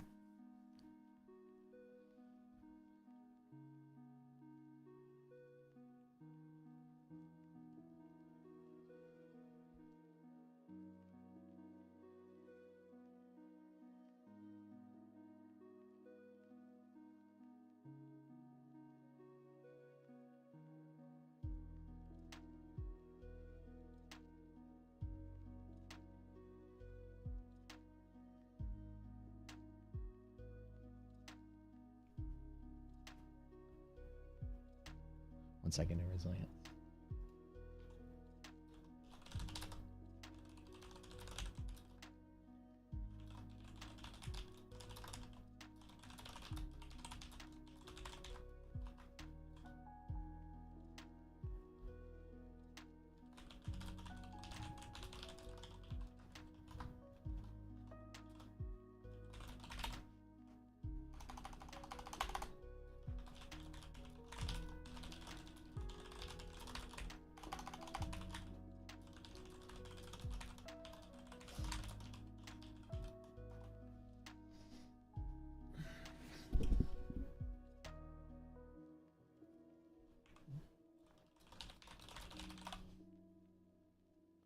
Okay, we have Russell Resilience is going to be coming out pretty soon.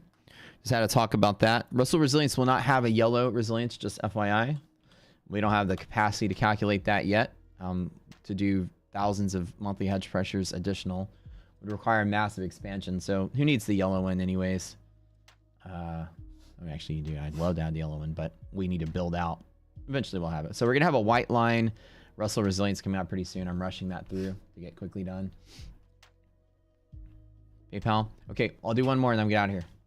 Does everyone see how that works? Monthly map is like literally the future of markets. Okay, Broke, you tell me. Is PayPal a buy from here? PayPal's been tanking. It's been like one of the shittiest stocks we've seen in a long time, right? PayPal has been dying. How does PayPal look now? How does PayPal look? And I don't know what it was a month ago. How does PayPal look right now? It looks bullish. It looks like it's bottomed. Like everything else. If I were swing trading PayPal to fill its gap, that's an appropriate trade. I would be bullish PayPal from here. So when I would see that, it's okay, where do I enter PayPal? Well, let me look. Again, not investment advice. I could say, okay, I can build a swing over the next month for PayPal to fill its gap to the upside. Okay, it's a daily chart. Where's that gap? All right, we got, what is it? 75.40. Then put a line there. All right, make sure I just note that. That's the top. Let's do some quick R&R calc. This is simple. Like, imagine somebody staying up all night doing hours and hours of charting. I just made a trade plan for PayPal in about 17 seconds in the middle of the morning. All right, where was that line I drew? Way up here somewhere, 70 something. I already lost the line. Oh, drawings. Oh, there we go. 75. Okay. 75 and some change. Every day I can take a little stab at it. Okay, if 67 to 75, that would be great. If BSU and we break through hedge pressure, I can start building along and stop below, like I build along 1 point below, just let it hang as long as it closes above here. I buy some puts under there and I'd sleep on it, wake up tomorrow, hope for another bull liquidity map, wake up tomorrow, hope for no bull liquidity map, and then we go. I think of it like that. When markets rotate to IWM, that info will be useful. 100%. Yeah, 100%. Look at IWM on the month. Everything's looking like this. It's insane how even the Russell is the cleanest of the three going forward. Russell, bullish, bullish, bullish. Russell stays here.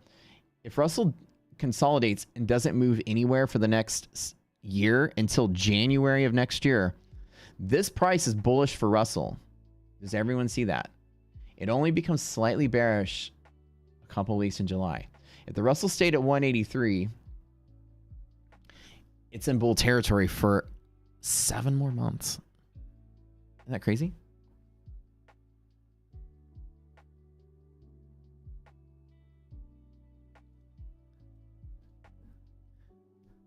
And the bears, as you see, it's not as steep of a decline as like the S&P and others are. There's obviously no volatility either in the Russell, which is real interesting as well. And volatile markets tend to be associated with downside when put-to-call ratio is greater than 1.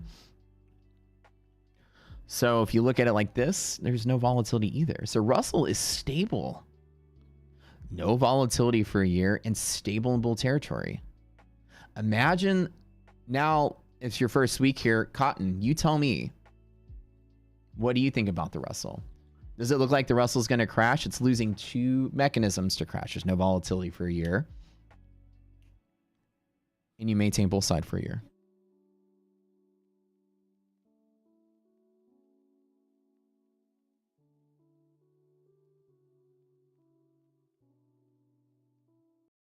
One Medical is the modern doctor's office for everybody in every lifestyle. Get 24/7 on-demand virtual care and in-person care at offices nationwide, all from doctors you'll love. This is no ordinary doctor's office. So resilience, yeah, Russell looks pretty resilient going forward. It doesn't look like it's a really nasty. If again you're taking the assumption that what we do is correct per monthly map on the assumption that it's right, which you guys are new here, you have to just. Do you trust me or not? As long as monthly map looks right, there is very little volatility. And it becomes more bullish and then less bullish, right? So here, the bull side weakens and the bear side also weakens. And volatility starts to pick up roughly by October, November as well. And here is the same time when S&P and Nasdaq are supposed to pivot anyways. So you can see that like, at least through September, the Russell is not volatile, which means it's likely not to find lower lows. It's somewhat more bullish, so it might slowly move higher. It's somewhat less bearish, might slowly move higher. It's not like screaming higher like everything else. It's going to have to claw its way out. So I tell myself Russell's going to be steady and up. And then probably start to get some downside. So Russell's going to have to climb and have periods where it falls and periods where it falls. And that's how I see it. Oh, the monthly maps. And I'll tell you what's neat about this. This is so much money sitting here this far out. Monthly maps will shift a little bit at a time. Watch, stare at today's map and put it and take a screenshot and look at tomorrow's map. You're going to see that these things are going to move little bits at a time. Like it's not drastic. You're not going to wake up tomorrow and it's a whole different thing.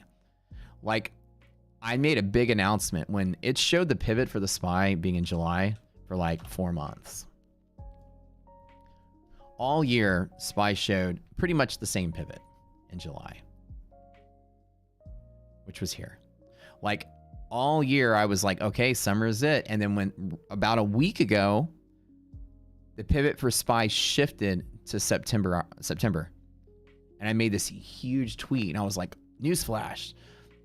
What used to be July to be a top is now pushing all the way to September. So the pivot moved one time this year. The magnitude of the maps will change every day, but how much do they change? It varies, but it's not drastic. Because this is like somebody had to get into a big out of the money call position for August. Okay. They're not out there day trading August stuff. They bought it and they're holding it. So that billions of dollars sitting at each one of these points are going to sit there, right? Good question, Burning Dawn. Right, because it's so far out and it's such big positions that trigger this. You're not going to see these people wake up and move all of that every day. They're going to sit on it for long periods of time this far out. So it just shifts a little tiny bit, like a couple percent on the daily basis. Like compare one today and tomorrow, they'll look relatively identical. So Cotton Dog, think about like this, right? Historical snapshots of what each monthly map is relative to a day. So remember, monthly map projects out on these expirations that are fixed. Here's the thing. If we were to show, I know you're a math person. Can you see the complexity of what we're showing? Today, let me just use this as an example right here, and then I'm going to end the stream here. Okay, let's look at that day. That's the monthly map from today's perspective. So if I were to like give it a label, I can say, let's label the date. Let's say that right now, this is the map for 6/22. Like this is so this bar will have 6/22 next to it. Okay. And then say that it moved tomorrow. So let me draw a box. And after 2 or 3 of these, you're going to understand how hard it is to do that. Okay, so say that it moved tomorrow, right? So it's there with the label that says 6/23. You can't do it two-dimensionally. There's a way that you have to do it, and I kind of just created a way. And here's 6/24, and then here's 6/25. You can't create anything useful because these bars will stack on top of each other. It'd be impossible to see. And each bar will have cascade of bars, which means you can have a cascade of lines all over the place. It'll look like noise, right? Because each day that goes by, if this moves, this is moving vertically. So like if we're looking at historic monthly maps, it's just gonna be a clusterfuck of squares, right? Ah, wait, you used the correct word. Cotton, that's how I know you're a smarty pants. Animation, that's the way to do it. It's an animation. I love challenging people just to like see if they see what we see. You're 100% correct. Here's how we're gonna do it. It's a bar you can grab and you drag the bar backwards and forwards like a slider, like when you're scrubbing a video, and then you'll see these things animate over time. That's 100% how we can do it. That's the only way to do it, as a matter of fact. So the idea is we have the history of the monthly maps stored in our database.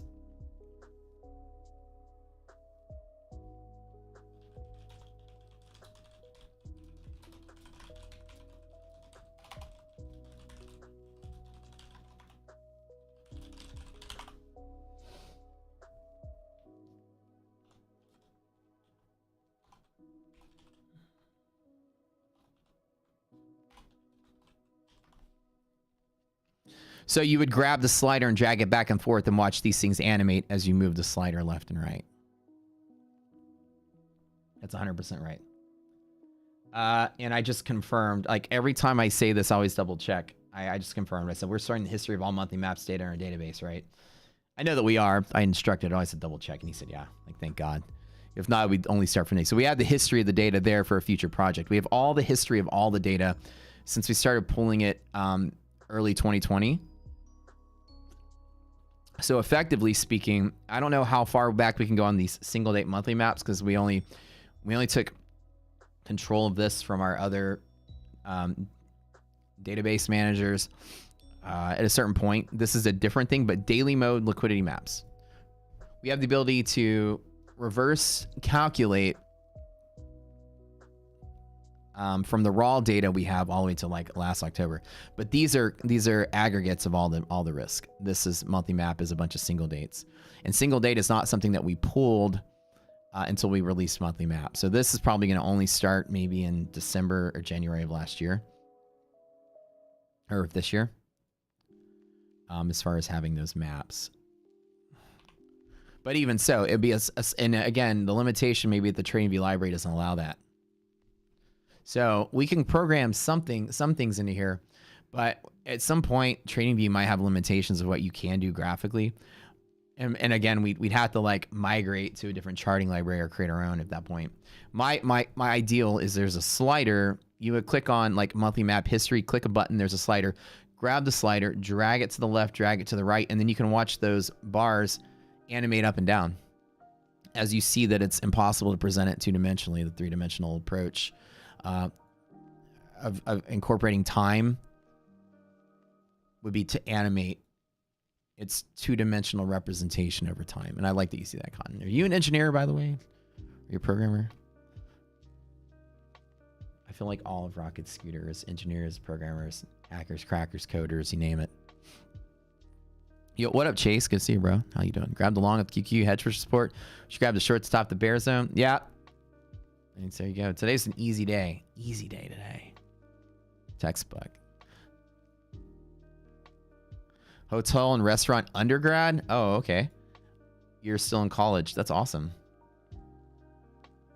Dude, my school, I went to University of Houston. We had a top tier hotel and restaurant management. One of the things our school is famous for was oh, that was many years ago. Oh, cool. What do you do now?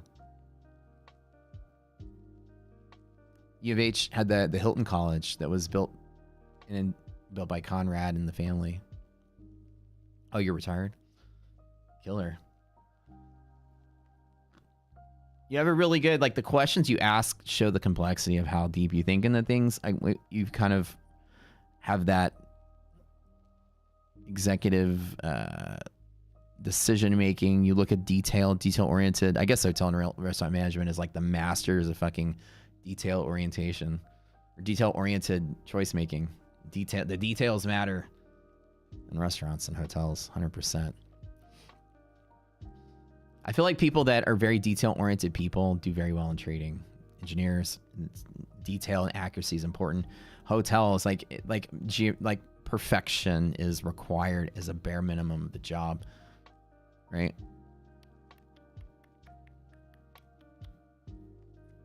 More of the story of not time and place. Yeah, totally. It's like we have so many interesting folks that come here, and I think everybody that comes here are people that critically think well, and I think that that's like a commonality, is that people are here like, okay, the market's a lot more complicated than like what I've read in books or what indicators are showing me. Oh, this guy over here, he's exploring something different. Let me check it out. And like, I like when people come here for that. And a lot of times people come here and go, I don't know, this isn't for me. And it's totally fine. If it's not for you, that's not for you. But if it's not for you, I think that your appetite for the stock market needs to be wide in general. If I have somebody with a completely different approach, I'd love to dive in and give it 3 or 4 months just to see what they know. This world was built by mavericks who see things differently, right? Imagine if the government would have been the people to push out smartphones rather than, Steve Jobs. Steve Jobs is an artist, right? They came out beautiful. They're perfected. They look nice. They're clean. They're handy. Everyone can use them. Government puts out sloppy, messy shit. You ever been to like your DPS website? You ever try to pay your water bill for your municipality? The website, it looks like it was coded 30 years ago, right? Imagine smartphones being clunky, techie, giant, ugly looking things that were hard to use and buggy, right? So every once in a while, a maverick who's an artist comes out and makes something elegant and clean and nice. And when I see someone doing that, I don't care what it is. I always want to see what they see. Like, this person sees this world differently. And like, I always just want to investigate something new. Government doesn't do anything well. You're an X-ray scientist major, Chase. Oh, dope. That's cool, man. Not a research engineer, but the RS philosophy makes much more sense. I mean, you're doing anything math or science is like logic-driven study. Like, things have to make sense to you for you to wrap your head around it. And that's kind of how it is. And Rocket Scooter for me was like my endless quest to make things make sense for me. As an engineer, I couldn't accept that The shape of yesterday's price made people predict the market today. The simplicity of that made my first thought be, why isn't there a readily available algorithm that the average Joe can just get rich trading this philosophy if it's such an easy thing? If the past can predict the future, which already sounded ridiculous to me to begin with, then everyone should eventually converge onto the 100% win rate algorithm that used past data. Convergent evolution, people converge to the most efficient way to do anything. Therefore, it should be readily available. Everyone should be using it, and everyone should agree on what it is. But the fact is, there's divergence, not convergence. Everyone disagrees on the way that they approach the market. Divergence is key to revealing the failure point. If it was the correct approach, everyone would be doing the same thing. The fact that there's more and more different types of indicators as the years go by, it means divergence means de-evolution. It means there's less understanding, which people are reaching further outside of the box to try to find understanding. That's how it works. What's up? What's up? What's up, Cheyenne? So that's how I think about it. And I'm like, okay, so when everyone's doing the same thing, it's got to work.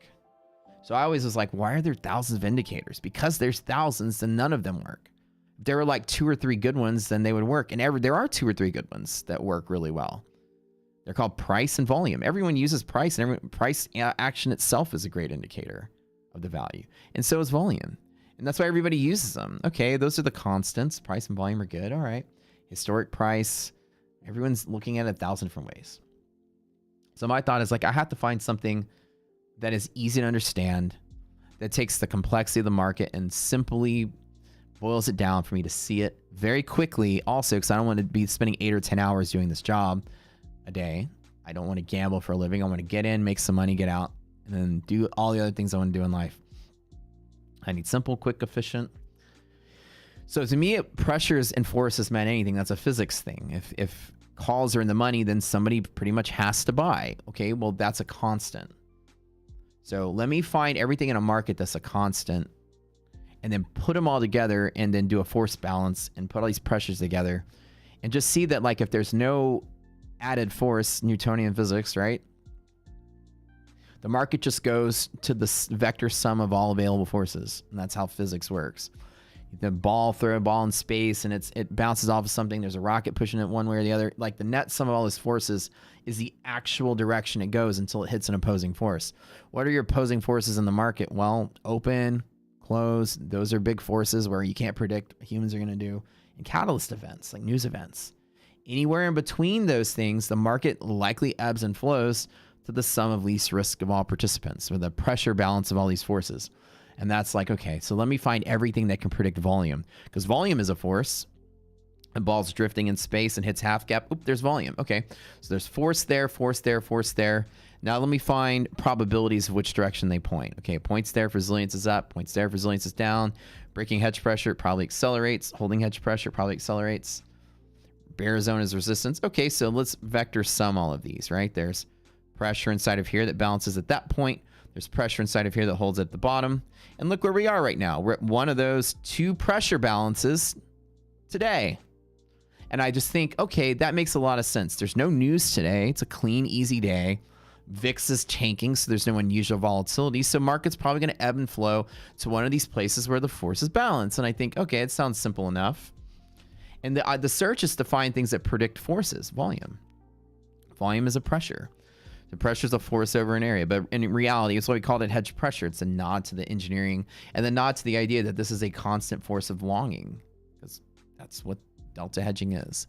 And that's what took me on that track of, okay, let me find every single thing I can that can forecast where volume can be. This is exploiting of gaps filling because the S&P tracks the stocks. This is bearish SPY positioning. This is long SPY hedging. There's all kind of neat things that I can exploit to find force. And then if you balance the forces without a counter force, then you sit out. So what happens if there's a counter force? Well, we call it a catalyst, and we have a rule: sit out when there's a catalyst, right? What happens if the market gets unusual human selling pressure that breaks that structure of the force? Well, get out of the way. It's unusual that the smaller probability thing happens. Don't try to predict it further. Just walk away. And so the idea, I just was like, okay, well, predicting volume, Like, you can't predict price action. Can you predict volume? Well, people are forced to long the market. It doesn't tell you where the price goes to, but it tells you that people will long the market in whatever amount they long into. So when you long the market, you look at the ladder, right?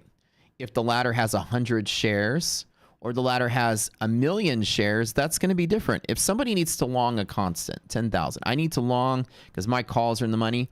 Well, price in this market might go much higher than price in this market on those two scenarios with the same amount of volume. So the idea that you can predict volume doesn't mean you can predict price action. Price action is a function of supply and demand. If the supply is low and the demand is high, it's going to go up really fast. So if the depth of the market's there, well, the same amount of volume will create different price action. Again, price action is pretty much random and you can't predict it because the depth is random and all kind of stuff. But the volume will be the same.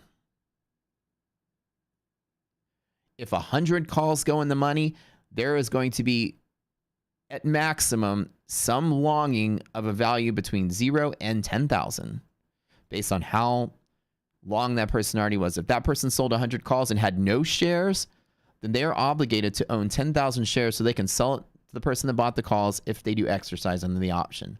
If they were delta hedging along the way, then they buy some distance between here. But I know if you remove that one trader from the picture, the average volume is going to spike by some amount relative to how hedged this one trader is. And therefore, I realize that I can predict that the volume's either going to be flat or go up some amount. So there's going to be a spike when people behave on certain volumes. So volume is predictable. The amount of volume is predictable to a maximum, fully hedged from 0. But the amount the price changes is random. So again, no matter what you do, the maximum I believe as an engineer you can predict is that there will be volume at some price, that the magnitude you won't know, but you will know the maximum of each trade because somebody can go from no hedge to full hedge. So volume is in like a range that you can predict and price is infinite. So I still take the approach that you can't predict price action, but you can predict pressures and forces in direction, and you can predict volume spike. So volume spike is great. There's my entry point. I'm going to enter where volume spikes will be. And that's how I see the market. There's your volume spiking near hedge pressure. There's your volume spiking at half gap. So now that I can predict where volume can be, I can isolate my trading decisions to just a few places. I can act there, I can act there, I can act there, and nothing else I'm going to put money on the table betting on. I'm going to find each volume spot, and my brain's going to go, is it bullish or bearish from there? And I'm going to take action on them and take a trade. How do I break the ties to pick direction? I've got 3 different indicators that choose a bias for me at those volume spots, and then I just make the trade. And then the catalyst is an unknown force and unknown direction, as William has said. There's too many variables there. And catalysts can create an event that changes people's minds to act on the fly. What makes our stuff safer outside of a catalyst is that in an event that can create a catalyst that speeds up a move, people are trading on the fly large amounts. If you need to move a large amount of money and you're not in any kind of margin call, like right now, if I need to sell 10 million shares of SPY, I'm not going to go to the open market and dump it. I'm going to phone my buddy at a dark pool and say, I got to move some product. It's not like a drug deal. I got to move some SPY. He goes, okay, how much? 10 million. Okay. All right, sell it to us. We'll leak it into the market slowly. I would calmly make that phone call. I'd get one price for my sell, and the dark pool will strategically dump that into the market and then report it to everybody. Things are calm. People move large amounts of money silently. They only move large amounts of money at the open, at the close, and anywhere in the day. They will do it off the market in a dark pool. Nobody will dump large amounts of money to get crappy fills. They're going to get a solid fill at a dark pool. One price. So a catalyst or an event that creates a catalyst can cause something now, right? That creates an event that forces people to dump large amounts to the market because they got to get out of the trade very quick. They can't necessarily easily get into dark pool. Dark pool is like, nah, I'm sorry. The market's too volatile. I'm not going to do it. They're going to have a hard time finding somebody to buy their shares they need to sell because markets are tanking, and a catalyst, right? It's all done algorithmically too. This is not like a phone call. Computers are just making these orders and deals really quick. But the idea is that it's harder to quietly escape a trade when an event's changing everybody's mind all at once. With lots of crazy activity, the market doesn't have resilience or buffering for somebody to easily leak in an order quietly, right? So during an event, people are forced out of big trades in the middle of the day against the market. And if the market's thin, it falls really quick, which forces other people out of trades. It can cause a snowball. So like that forcing snowball is why we avoid catalysts. You have a whole rule that's like, don't trade during a catalyst event. And so that's the reason for that, as you had said, right? It's unknown force, unknown direction, unknown depth.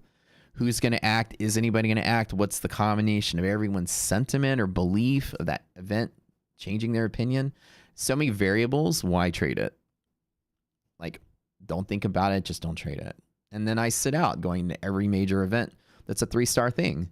I don't trade into CPI. I don't trade into FOMC because it's too many variables. To me, I have better odds playing roulette, gambling. And that's how I see it. All right, I'm getting out of here. We'll have a Zoom call at 12. 45 minutes. We'll see y'all there. Yeah, just go to Vegas. All right, love you guys. Remember, $35 a month Rocket Scooter. Go to the extended trial down at the bottom. You get our full access pass to try out our platform. We're about to have futures trading, so get into that Pro Plus as soon as possible. Normally $199, but if you go through the trial, you'll get it for under $100 for life, and it'll never go up. Futures trading, futures data, all this neat stuff's coming out. We'd love to share this with you. Thanks for joining the revolution of trading platforms analysis. Positional risk analysis is the future, literally. We look at options. Options expire in the future. Tells you people's positions and their desire to be bullish or bearish in the future. Sounds like better to me than looking at the shapes and colors of the past. I don't know. If getting out a marker and drawing colorful lines on a chart would make you rich, you would have been rich when you were 4 years old, okay? And you're not. It'll never work. Ever, ever, ever. Try something new. Check us out. We love you. We'll see you later.